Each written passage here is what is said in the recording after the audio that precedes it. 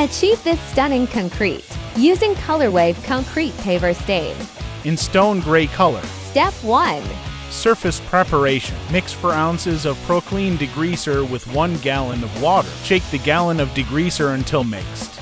Pour into pressure washer soap tank.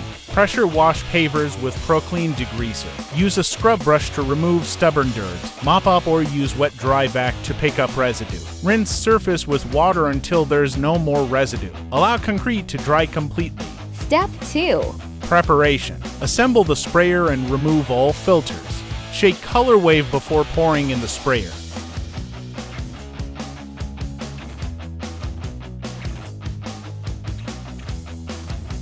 Step 3. Application. Spray to coats in circular motions with overlaps.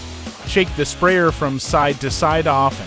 Allow to dry 8 hours between coats. Before. After. This is what it looks like when stained.